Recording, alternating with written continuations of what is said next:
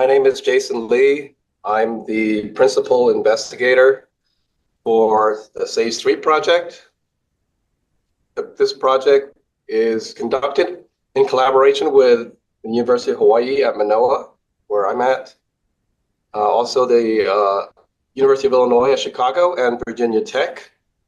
And it's primarily funded by the National Science Foundation. And some of you, or most of you, are probably aware it's software to allow people to collaborate with large amounts of information. So what we'll do today is give you a very fast introduction to SAGE3, in particular, its new capabilities, focusing on artificial intelligence. I'll introduce each of the speakers as they come on, so we don't have to go through a long introduction of everybody in the team. Because we only have a very brief amount of time to go through that. And after we talk about all the cool new features, we'll also give you, the audience, an opportunity to participate and ask questions. Okay, let's begin. So I wanted to just reflect a little bit on how we got to where SAGE is, or why was SAGE invented in the first place. And it was basically because people are finding, especially scientists, students, that they're being overwhelmed by large amounts of information. And they need better ways to allow them to come to decisions more quickly and more confidently. So if you look historically at all the different strategies that seem to work the best, it has been large surfaces where people are able to put information on those walls, come together to look at the information, to talk to each other, and then as a result of that, come to faster decisions. So everything from the White House in the 1940s to Disney to the Atmospheric Sciences Department at University of Michigan, BMW when it designs new cars, when two airlines try to merge, or even authors who are trying to come up with a new book. And so we thought that perhaps there's power in this. And also research from the University of Michigan have shown that when people work in these kinds of spaces, they're able to solve problems 2.5 times faster than they were to just do it alone, which is pretty incredible and important. So then we thought, what could we do? And this started 22 years ago, essentially, to improve it, but do it with digital technologies, which were becoming increasingly pervasive. So we created SAGE, which was, to us, a digital canvas for people to think and collaborate over large volumes of information, combining their collective mental capacity, always using the best science and best technology that was available to us to develop the capability. And at the time, and in many ways, even today, it's large display surfaces. And notice now the trend is TVs are coming out bigger and bigger, but cheaper and cheaper. So I remember back only like 10 years ago, a 90-inch TV was like on the order of $50,000. I was just at the local Costco, and a 19-inch TV was selling for $13.99. So by just taking two or three of these displays, you've got a large display wall. And so for those who are interested, a little bit of history, there's a paper that we wrote a year ago chronicling a 20-year journey on how much work it takes to translate research into a product. And then fortunately, 4 years ago, we got involved with Chris North at Virginia Tech, who's considered like the world leader in understanding how people work in front of these information surfaces and how do they make sense of large information in front of them. And so Chris has been part of our team in the design of a lot of the newest capabilities of SAGE. So back in 2004, when it all started, all these displays were really expensive, and we had to drive it with a cluster of computers. This is at the Texas Advanced Computing Center, 300 megapixels. I think UC San Diego beat it by one extra megapixel, I think, and it became the highest resolution system in the world. But it was hard to maintain. You know, a scientist can't afford to be a compute cluster maintainer. And then 10 years later, with web technologies getting powerful enough to be able to do computer graphics on the browsers themselves, we were able to start driving these entire systems with just one PC. And that's where we saw the adoption really skyrocket to probably over 1,600 display walls all around the world that rely on SAGE2 as the primary software to drive them.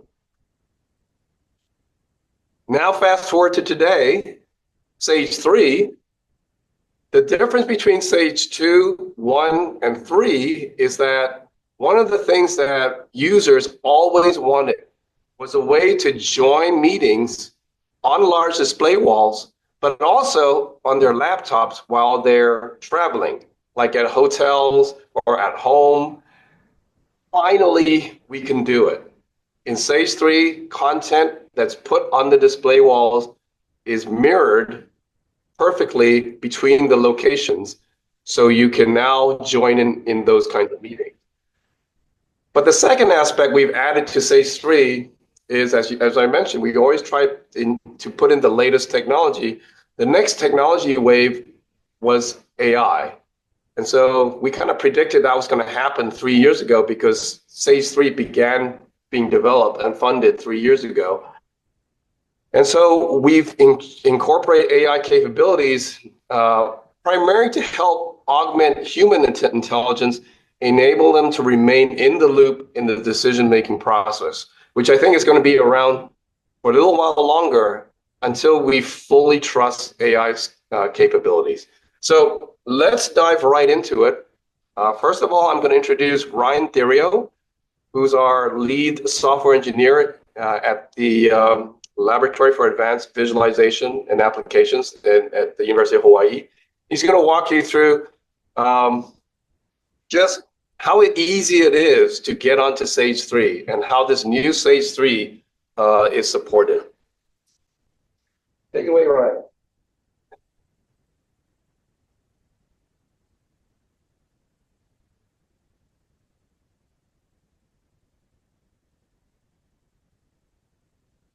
So hi, I'm Ryan Theriot, and to get started with SAGE3, you can just go to the URL that's on this slide, the sage3.app, and you can download the client and find out all about SAGE3 and all its features. The client is supported on Windows, Mac OS, and Ubuntu. And the client's just going to help you get connected to all the SAGE3 hubs that are deployed around the US. The SAGE3 hub is just a SAGE3 server that's deployed. And like Jason was saying, the content is mirrored across large display walls and the clients. So the client that you install on your large display wall is the same client that you'll install on your laptops. But that's to say the large display wall is no longer required to use SAGE3. But to get the full capabilities, you'll want a large display wall. When you first launch the client, you're going to be greeted with the list of hubs. And these are all the hubs or SAGE3 servers deployed around the US. So we have 3 in Chicago at the University of Illinois, Chicago, 2 in Hawaii at the University of Manoa, 1 in Virginia Tech, and 1's deployed to Jetstream 2, which is an NSF-founded server cloud system. And this is at Indiana University. All these hubs are free to use, and you can use any of them anytime.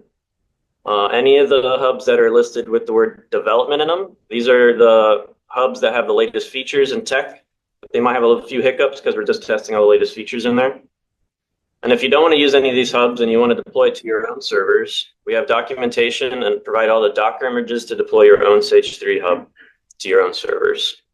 And the server deployment guide is the URL at the bottom of this slide, which someone will post in the Zoom chat. So I'm going to just do a quick live demo of how you might use SAGE3 for a classroom example. So when you first launch SAGE3, you'll be taken to this the home page.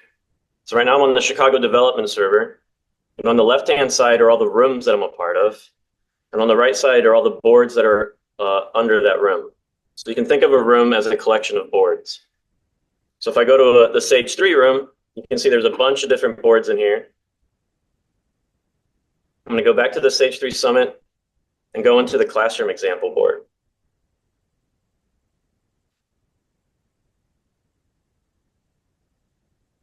So as I'm showing the content on my laptop, you can also look at a webcam that's on Zoom called Pele, or at the EVL Chicago webcam, and you'll see it to these large display walls that are also displaying the same content. And Jason's going to go stand in front of the Pele one to show you the large display wall showing the same content. So as I move content on my laptop, you'll see the content move on the large display wall also. And as I'm driving around this board, I'm going to have the large display wall that's shown on the Pele webcam follow me. So to do that, I can come down here to the main menu, to the users, find the user called Lava, which is that large display wall, and have them follow me. So now as I zoom in to this section of the board with the syllabus posted for the classroom, you can see the large display wall is also positioned where that syllabus is. So this is a classroom example for like a video game class. And in a class, you might upload the syllabus to the board, which is just a PDF. And with that large display wall, we have a lot of wasted space, but we can enlarge this PDF to show all the pages of the PDF. And now that large display wall, everybody can see it in front of the wall. The users can also come in here and just download the PDF locally. So now I can save this PDF locally to my own laptop and have it for reference for later. For our first class, you might also have introductions that you have with your students. Some of your students might be shy. So you can just have students post stickies to the board, and then they can all introduce themselves. And if I want to do this myself, I can come down here to the applications menu at the bottom, find sticky and drag it out to the board. And I can start typing into this. Hi, my name is Ryan. My favorite game is Elden Ring. You can see all the other participants on the board, Narit and RJ, are also typing in the stickies. We also have a poll application. You can create a poll that you want, and then have a bunch of different options, and different students can all vote.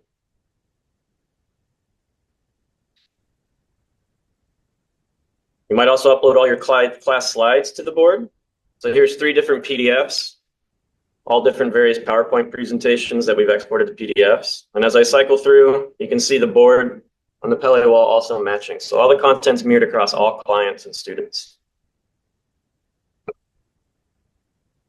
You can also have a resource section, let's say, with different PDFs showing you different events or game jams. But you can also upload web views, which are just web pages that are on the SAGE3 board. So this is actually just a Unity web page that is on the board itself. Here's the Game Maker's Toolkit web page, itch.io, where students might upload their projects to, and then you can play them within SAGE3 within this browser. You might also have group projects on the board. So here's one with one group discussing a Hawaii beach platformer with images discussing the game and stuff. Another one discussing a cyberpunk racing game. But if I wanted to start my own little group discussing this, I can come down here and get the Notepad app, drag it out. The Notepad app is essentially just a Google Doc within SAGE3 where multiple people can type. So I can be typing here, Jason is typing below, and other students are typing. And as they're typing, I can also come over and open and drag and drop files from my laptop. So I can just drag this image out onto the board for my operating system. It'll upload to the SAGE3 server and then pop up for everyone to see. You can also see some of my helpers are drawing on the board with the annotations. If you want to make annotations, you can come down here to the toolbar and just draw onto the board directly. For the last example, you might have students share their screens on the large display wall, which within Zoom, you can only do one screen share at a time, which we're showing you right now. But on SAGE3, you can do multiple screen shares at the same time. So everybody that's on the board, Jason, Narit, and RJ, will start their screen share.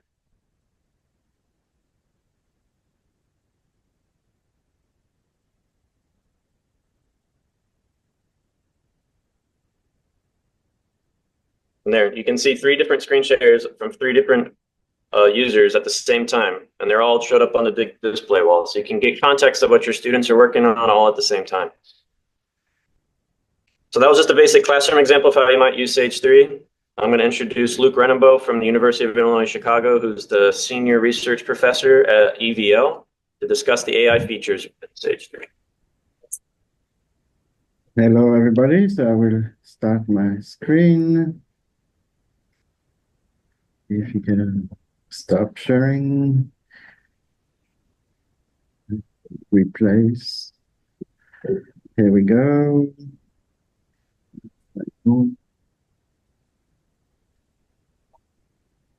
So yeah, so like Jason introduced the project, we've been doing quite a bit of work recently on AI, like a bit everybody. And so our focus has been AI in a collaborative environment. So we are kind of in a unique position here since we have an infinite canvas where we can put a lot of information, and your information is already there, your images, your PDF document, your code, and so on. So instead of having to upload like on all the other chat system that you might see around and manage your data, here in the SAGE3 environment, your data is already there. So, and then also you are not just alone on your website chatting with an AI, but you are with all your peer, your collaborators.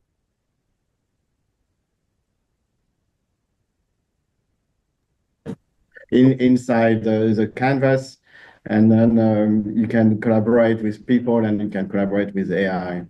So what we've been doing is interfacing with LLM models, and both commercial models and self-hosted model for various reasons. So specifically, we've been working with OpenAI for like the bleeding edge and models, and also working with meta models for the Llama series of models that we are hosting directly into our server room. And so here it's more private, the latency might be lower.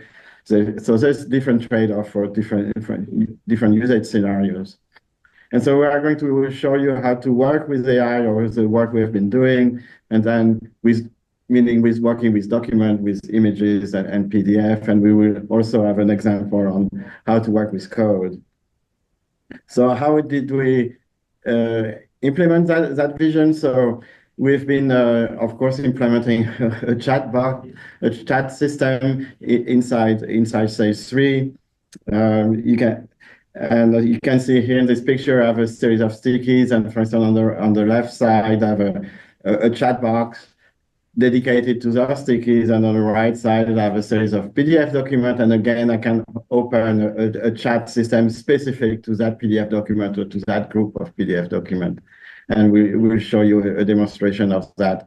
So we're kind of trying to leverage the space that we have inside the board, where we can have multiple chat going at the same time. And it means it's chat system between you and your collaborator, a human. Everybody can type into the chat, but also everybody's asking a question to the AI. So it's really the AI is just another person into the chat system.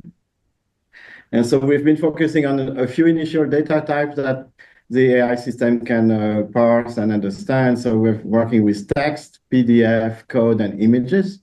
That's a kind of the low-hanging fruit and maybe probably the most common use, but we're working on more data, supporting more data type, like supporting web browsers and code and CSV and so on. So like I said, the chat is near the content, and it's a chat, many user, many chat on the same canvas. And so also something important, which we just started, is this idea of provenance. We're trying to track where the data has been or where it's coming from. So that's the arrows that you see on the canvas, where we're trying to link for instance, the original data source to the chat system, and the chat system with the data that it produces. So it's an initial work, but I think it's very important to track where the data is coming from, and probably at some point also to mark the data as produced by AI, so it can be recognized as such later on. And so we've been trying to decouple the AI from the user interface. by accessing multiple LLMs. So at one time you can access OpenAI, and later on you can access Llama, for instance, so you can choose. And so we're doing that with the Python backend. And so we could go into detail at the end if you are interested in. And so just a few details first about how we work with images. So we're working with models that understand images, of course, so like GPT-4 and Llama 3.2.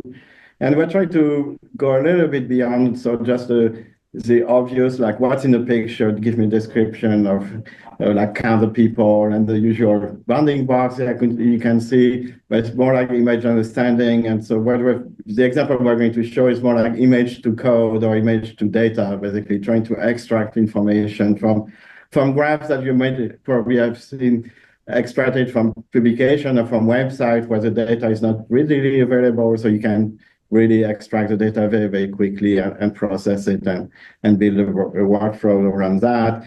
And so the idea is really to try to help you within your visualization workflow, for instance, and trying to make it just more efficient, faster, and that you do all that work with your collaborator in the SAGE3 environment. So let's switch to a demonstration. So here I'm in a SAGE board. I can navigate around. So for instance, here you can see a series of pictures I was looking at with graph. And when I did it, often it's like, I'd like to extract the data from those graphs, and I'd like to for example, replot the data and see and do my own analysis. So let's focus on one of those examples. So I'm going to zoom in here on a website from NOAA, where there's a lot of climate data, of course. And so here I can browse the website and get temperature data over the years, for instance. And luckily, in this case, the data is available. You can download it. But I'd like to redo that graph, for instance. I'd like to manipulate the data a little bit, to play with the data and see what I can see from some other trend and so on. So the only thing I just did is I took a very simple screenshot of the website. I didn't even download it. I did a screenshot in this picture.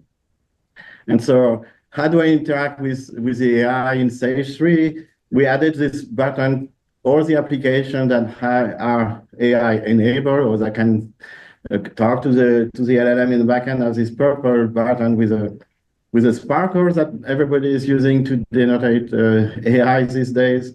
And so I can click this button, and immediately I get a chat box connected to the AI. So you see the arrow. This chat box is going to be dedicated to that image that I see in the back. And so what kind of prompt can I send? So I have a text prompt here, a text box. I can type a free prompt, can ask anything I want. We also prepared for each data type. We prepare a few scripted prompts that we think are the most useful. And that's something kind of fluid for now. We're just experimenting. But for instance, describe the image, generate a caption, give me feedback, generate keyword, and so on and so on.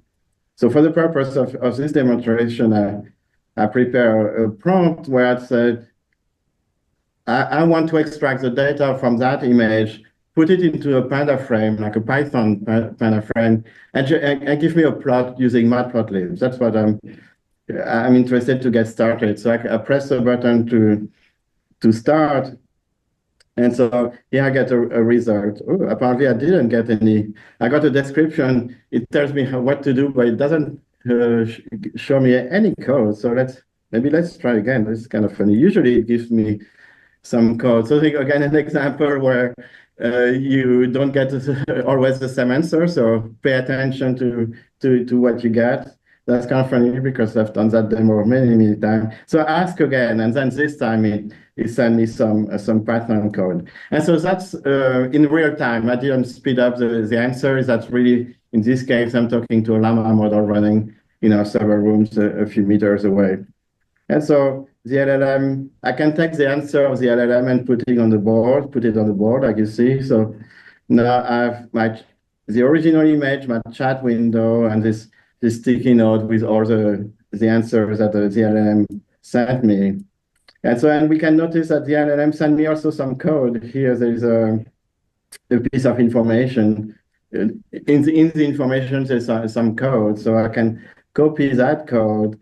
And since we have the ability in SAGE3 to run Python code, we have a Jupyter backend. I can open a Sage cell directly into the board, select a kernel in the backend to run my Python code in, and I put it in. So here, for instance, I'm going to execute that code now with this execute button. And so it created a data frame for me. And in the rest of the code, we can see that it's instructing me to how to generate the plot directly in Python. So I'm going to copy the code for the Python, the code for plotting the graph. And I think I have to import matplotlib as an add-on. I put it in the cell, I put it on top, and I can again execute the code to run. And indeed, the LLM was kind of correct. It generated a pretty decent picture from directly from the image. And again, since we're working that canvas, I can extract the picture from the Sage cell and put it in the canvas. So now it's a picture like any other picture in the Sage system. And again, I can add it there. And it's a picture, so I can keep going. I can, again, ask a very specific question about that picture to the LLM. So I can move that around, organize my content a little bit, and can focus on here. But here, for example, I will use one of the pre-scripted prompts and say, generate me a caption for my paper describing that image. And again, I select the content and put it on the board. Oh, here you go. I got it twice. And so you can start to see the workflow building up. Aside from the website, the image, I got some answer from the LLM. I got some code. And it helped me to visualize that data. And again, like Ryan showed, I can click on the image and download it on my laptop and use it maybe in my publication. Same way I can download the caption that the LLM renders as a markdown file and to use it later. So that's one of the example on how to work with images, where I can start to building a workflow where I leverage all the tools that we have at our disposal in SAGE3, like the Sage cell and the sticky notes and the chat box and so on. And I've done that not alone in just in my browser. It's something I've done in front of everybody. All my collaborators could join me and work with me on this topic. So let's switch gear and do a bit the same, but with PDF documents now. So here I have a board with a whole series of PDF documents. So for instance, I have a SAGE3 presentation, and the same way you can ask it question. I have a series of paper, like here for instance, a paper on Google on video hardware, and I asked some question about what was the benefit of this publication. It's a very long paper, and I didn't have a lot of time, so I asked very pointed question to see if it would be useful to read. But let's look at two specific paper in this demonstration. So I have two papers on large display, one from Microsoft from 2003, very early paper on large displays, and then a more recent paper from 2018 from the CAI conference on trying to understand indeed how those large displays help to work. So it's a bit self-referential demonstration, but again, like in this case with the PDF, I have the same AI button. I can open a chat box and go directly have a discussion with people and about this paper that it's linked to. So the same thing, I have my arrow pointing to the commandant. And to start, I can just generate me a quick summary about this publication.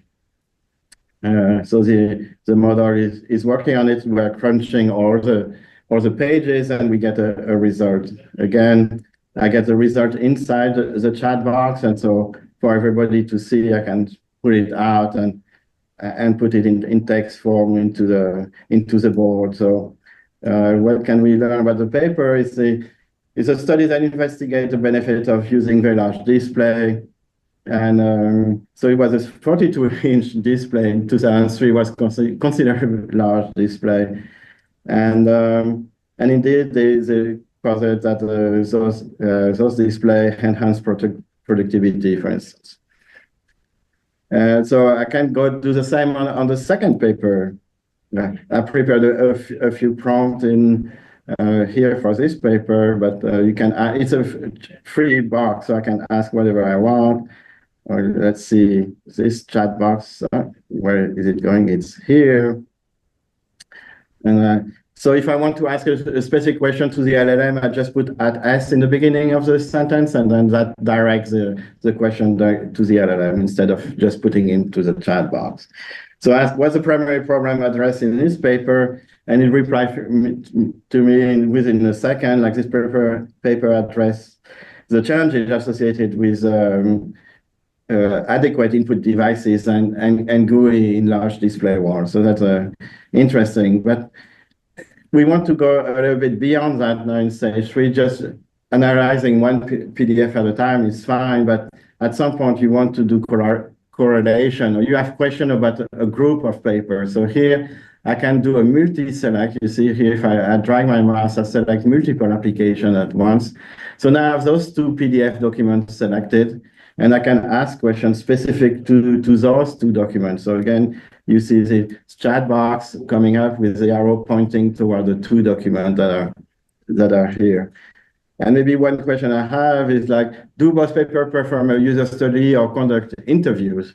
I'm curious to see what's their process in these two papers. So I can put my query into the prompt and send it to the LLM again. And it takes a little bit longer when there is a series of PDF, but we'll see. And so again, fairly quickly, I can see that one paper conduct more like observation and interview with a staff that use the displays, and the second paper has maybe a rigorous user evaluation with 12 tasks, and so both a bit different way of working, but both have at least inquiries with actual users of large display. So again, it's just a very simple example of what's possible. So I can arrange the results that I get from the LLM and talk with my collaborator and see if that are the answer I get from the LLM exact. So we always should still read the document and so on. But you see on the board, I have many other documents that I'm working on, and each one has a box, and I'm asking questions, and I can build a kind of a survey maybe of several papers like this in one board. So that's one example of what's possible now with SAGE3 and AI, asking questions about specific document you have. So with that, we will show you another example, working with code with PhD student Jesse Harden at Virginia Tech, and I give him the baton to describe his work. All right. Thank you, Luc, for enlightening us on how AI tools can help enable more efficient and effective analysis in SAGE3. Of course, sometimes we want to, do our own analysis instead of having AI do an analysis automatically. Sometimes we want to do more fine-tuned analysis, etc. And so we want to use code. Well, SAGE3 has just the tool for this. Spatialized data science code cells, or as we prefer to call them, SAGE cells, are Python computational notebook cells that can be arranged in 2 dimensions instead of the normal top-down, one-dimensional style of current computational notebooks like Jupyter notebooks, like you can see over here. This is your usual computational notebook style, top-down, 1 column, that's it. Now, you can see that just like with other notebooks like Jupyter notebooks, SAGE cells have an input section where you can insert code and an output section where you can see results. You can also, if you click on a particular SAGE cell, go to this button and download the code as a .py file, as a Python file. But one question that may be on your mind is, why would you use computational notebook cells in 2D instead of 1D? Well, there are several good reasons for this. One big reason is that data science workflows themselves are rarely linear. They often involve a lot of exploration and iteration, going back and forth between steps. So why not model that with, for example, multiple columns, for example, or a more free-form arrangement? Multiple columns in a row, or a more free-form arrangement. Here in this example, we were analyzing survey data, and what we did is we loaded up some libraries that we wanted, then loaded up the data. And for each column, we're taking a specific part of the data, and we're first fetching the specific part, then doing some pre-processing, and then creating the heat map. So we see here that across each of these columns, we have those same steps. And, this is one way in which you can sort of represent your workflow in a way that better fits your mental model. In addition, in SAGE3, you can also collaborate on data science and analysis tasks while minimizing stepping on each other's toes. For instance, maybe I'm doing some analysis over here like this, and my companion, or partner, I should say, partner in the research, is doing some analysis over here. My colleague, that's the word I was looking for. My colleague might be doing some research over here, and in that way we can structure things so that I'm not messing with her cells, she's not messing with mine. Maybe I'm doing a bunch of data cleaning over here, and she's doing some initial data visualization, some initial predictive modeling, etc. In that way, we can separate our territories according to the task or according to the person doing a task. In addition, let's say that my colleague is running a long job. You notice that, as Luke showed, you can spin up a kernel to be able to run Sage cells. Well, what I can do is that if my partner knows they're going to run a long job and they let me know, I can end up spinning up another kernel, running the cells I need to run to get things up to speed. So let's say I take this cell, I go put it on demo 2, and then I run it. And then, get things up to speed, and I can continue working while they're running their 5, 10 minute, 10, 20 minute job, depending on how bad the big O is. So, in addition to these benefits, you also can gain improved performance and usability.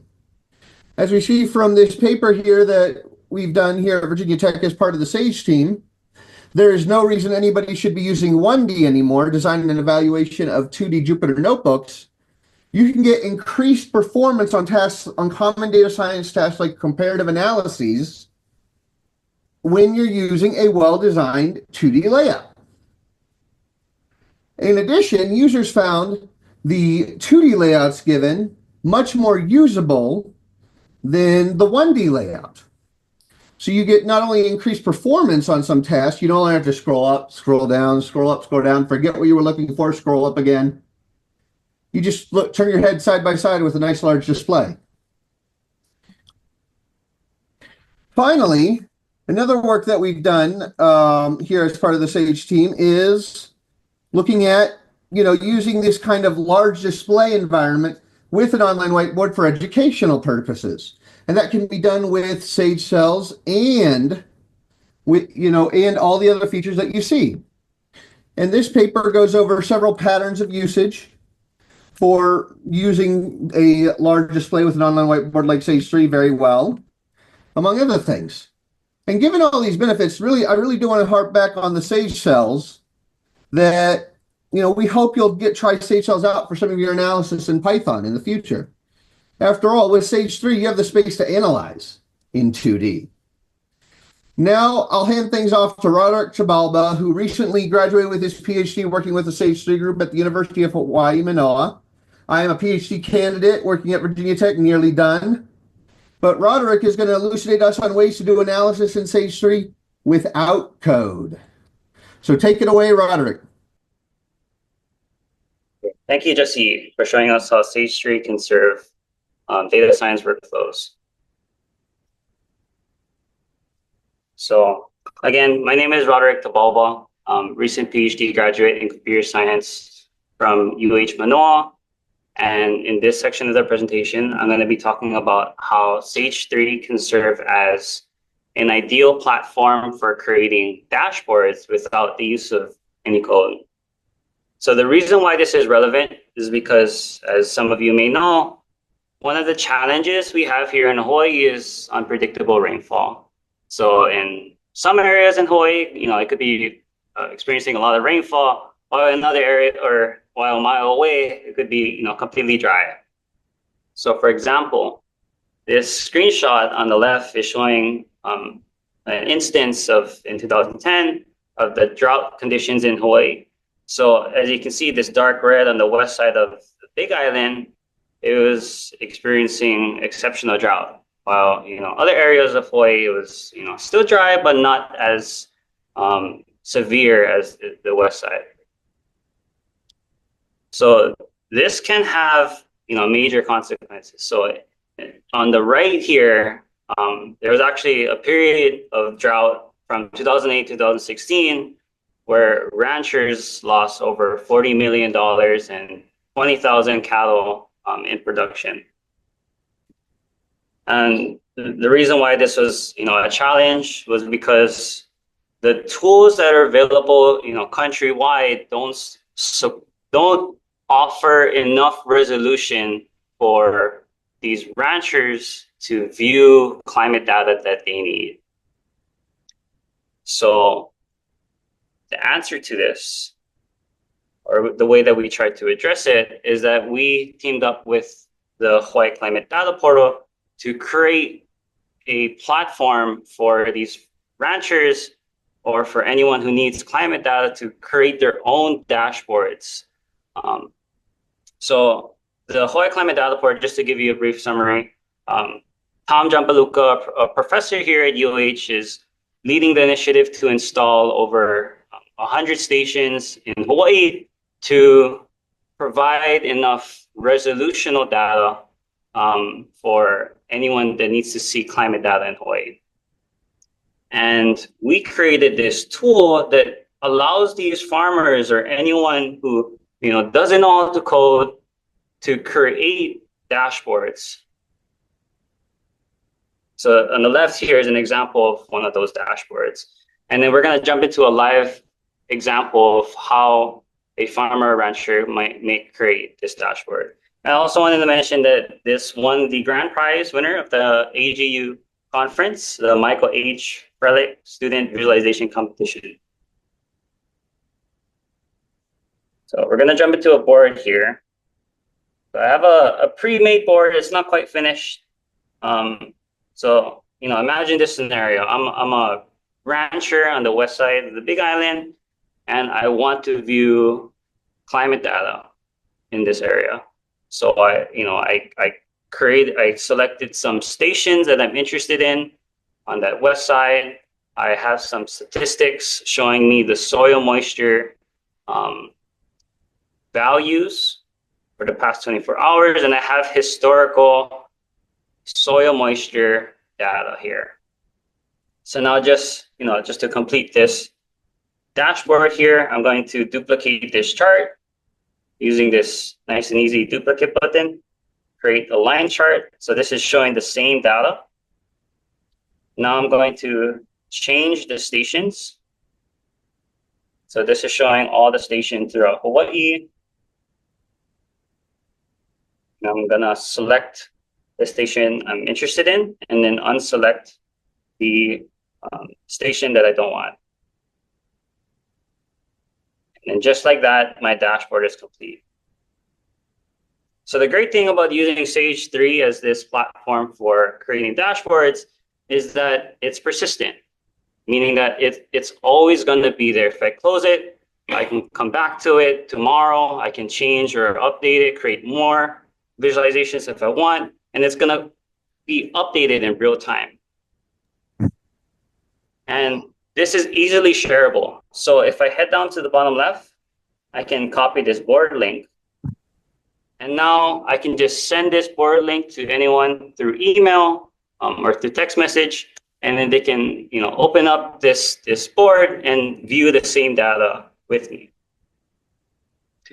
So in case you're wondering, if you have other data sources that you also want to view, just as a reminder, you can open up web browsers or other repositories within SAGE3. So this is kind of like creating your own meta dashboard of other dashboards within this infinite canvas. So I have here a web browser pointing to hotshot, the SD.sc, the edu. I'll turn on the cameras. So these are cameras that are positioned in California. I can head down to this disaster alert, and this is showing me the disasters throughout the world. And just to show you another quick example of how to create a web browser like this, I can open up a web view, point this to another popular climate repository like windy.com. And then I can interact with this web browser here, view places that I want to view. Okay. And then that's how you can view or use SAGE3 as a platform for creating dashboards. So now I'm going to pass the baton back to Jason Lee, who's going to lead the Q&A section of this presentation.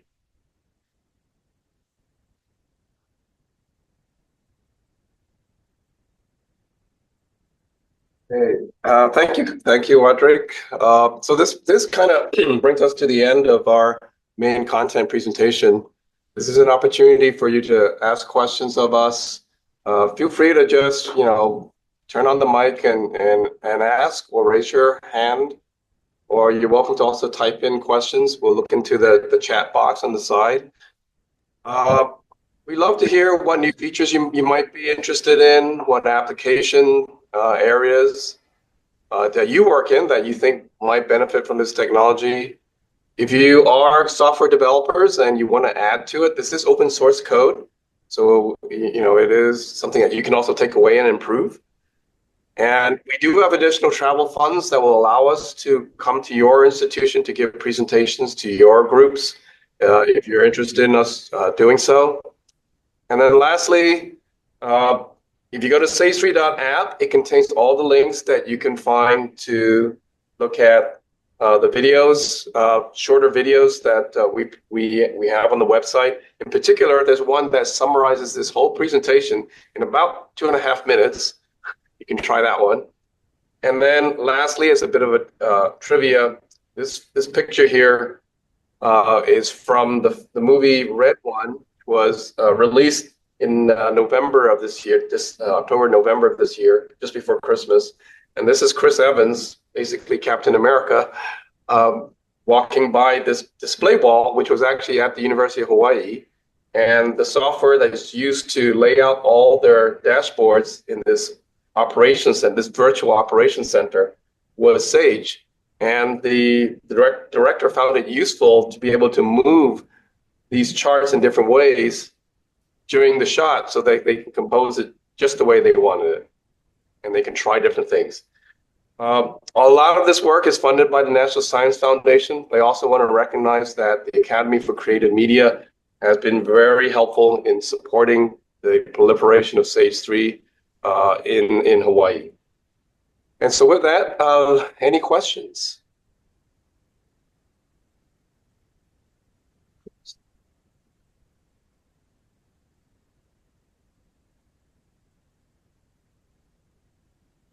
So there's Ashwini asking if we can use 2 or more data type as input. I think right now we use, it has to be one data type only at this point, but definitely, yes, that would be a desirable feature to be able to have a piece of text and an image, for instance, or a piece of code and a sticky note and say, infer what I'm trying to do from those 2 data types. Yeah, definitely. Yeah, that's actually not a difficult thing to do. So we'll add that pretty shortly. Mm-hmm. Any other questions? Hey, Jason, this is Rylan from Shaman University. Very good presentation. How many, based on your guys' system, how many people can be on SAGE3 at the same time? Or like, what's the most you guys? Yeah, so Yeah, so in the classes that we teach, we typically have on the order about 30 students. Okay. And so we'll have a variety who might be remote from home, and they're able to see the content all at the same time. Now, it can get kind of overloaded if people all try to add, drag and drop Mm. movie files and documents at the same time. That's just something, happens whenever you try to hit a website hard with a lot of uploading at the same time. But other than that, we've been using this for classes for about 3 years now, just as sort of the early test period to work out all the kinks. So myself, Nurit Kirschenbaum, we teach all our data visualization, virtual reality, video game design, human-computer interaction, all that using SAGE3. It's really hard to go back to a regular classroom once you do that. Okay. And then the other question I have for students, because they come in with so many different types of like computers and tech specs and stuff like that. Is there somewhere on the web? I couldn't find it on the website. Is there somewhere on the website that has like minimum specs to be able to run Sage 3 on like the laptop or Yeah, so computer? that's a good question. We do have some students with lower tech, and that Okay. actually initially has helped us sort of help improve the performance so that it can handle lower tech laptops. I would say any laptop that was purchased in the last 2 to 3 years should Okay. be fine. Okay. Yeah, Thank you. yeah. A lot of it really boils down to, does your facility have good Wi-Fi, right? And most places nowadays have pretty decent Wi-Fi. So because it's all going to be communicated wirelessly from the students' laptops. That's the question was, is the presentation recorded? Yes, we will definitely save this. It's recording right now. We'll save this and then we'll send a link to the mailing list so you can watch it again. But again, remember, there is that 2-minute super short video too that talks about everything we've talked about that you can share quickly with other people who might be interested. So can Sage 3 be used with the Vision Pro? All right, this is my favorite question. Finally, someone asked it. Well, I don't have a Vision Pro, but I can tell you this. It does work in VR. This is the Quest 3. And just to show you, I'm in this virtual world in Quest 3. And on the right here is that's my regular laptop desktop. Still looking at the living room. On the right here, right there is a Sage 3 session. And in virtual reality, when you put it on, that virtual screen is 20 feet wide. So literally in my home or in my hotel room, I have a 20-foot display wall that I can run. And all you have to do is carry your laptop, connect your Vision Pro to it, and then what you're doing is you're actually remoting the Sage app directly into the Vision Pro, and then you can then move stuff around with your regular mouse pointer. If you have other browsers that happen to run on like a PlayStation or a Tesla, I just did this fun test just to see how it performed. This is running on my Model Y. And but one thing we want to do to tell you in advance, whenever you run Sage 3 in a browser, you will lose some features. Just because the browser has certain security mechanisms that prevent us from doing all the fun, cool visual things, especially graphics. This is also true for Zoom, and that's why Zoom requires you to download the full package of Zoom. And then if you try to do it in the browser only, it'll say you're going to lose some abilities. So it's the same thing. But I would say most of the features, even the AI features, will work from within this browser view. So if you are really super desperate and you have to look at a dashboard in Sage, this could be one way of doing it. Okay, another question from Josh at Virginia. Oh, no? I mean, there was a question about why would you run your own server or hub? Oh, And so there's okay. a whole series, we can cover that quickly, but there's a whole series of reasons. We had initially, even within this group, there was latency reason because Jason is pretty far from Chicago and Virginia Tech, so there's latency. There's privacy reason if you just want your server within your organization, company, or even a university. At first, Virginia Tech has some restriction where students can log in. And so they had to run their own server because it was used in a classroom. There's regulation on where they can use their credential and things like that. So there's a variety of reasons, but privacy and latency and regulation, I would say, are kind of the main one in general. There was another question about how much does it cost to run the AI? So we have two models built into SAGE, and then we'll probably add more over time. Llama is free because we're running it on our own servers. When you host your own server, obviously you can also run it essentially for free. OpenAI, we use one of our keys, our own, and then we pay for it through the National Science Foundation. We've also requested additional OpenAI credits so that we can support the community who want to use it, because in this initial phase, we want to encourage them to try things out. But later on, within your hubs themselves, you want to put your own key so that you have certain privacy about your information, then you can do so yourself. Just also, in full disclosure, we never look at any of the data that people upload to the SAGE servers, just because we frankly don't have time to look at any of this stuff. There's just too much data being put into the SAGE servers all the time.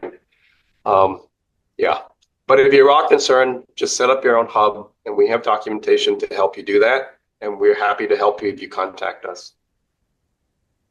There was another question. I see Docker composed deployment. Will there be Kubernetes? That's going to be a Luke question.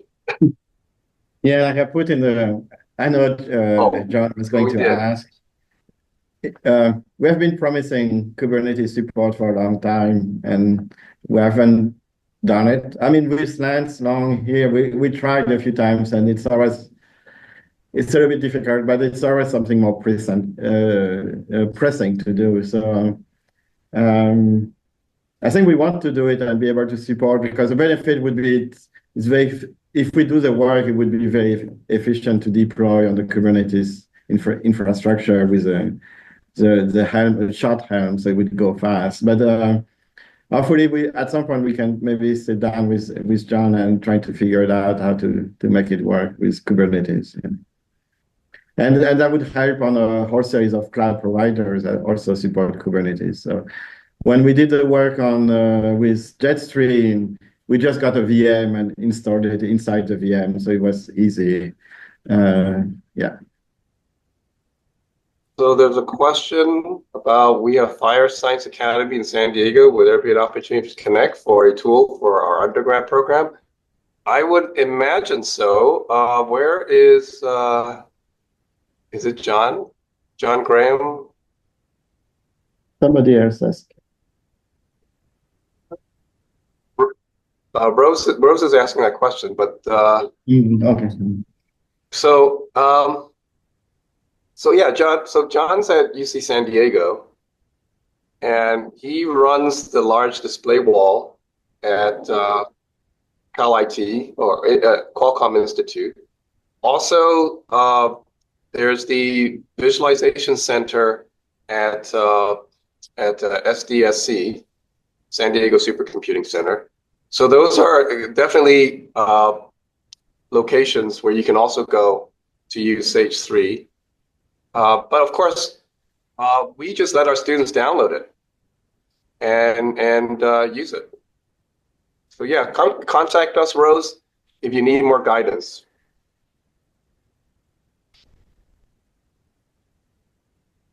Okay, are we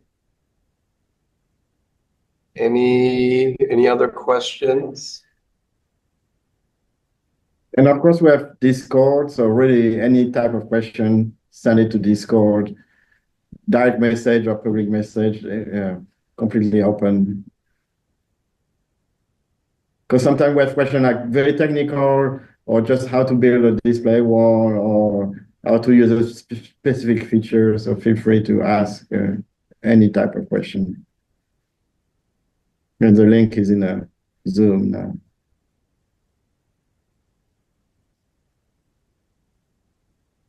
Oh, thanks, John.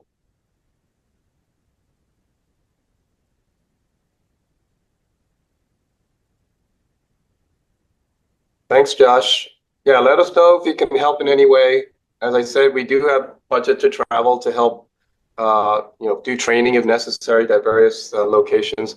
Well, we are, I think, scheduled to do some kind of a training session or tutorial at Wyoming, University of Wyoming in June.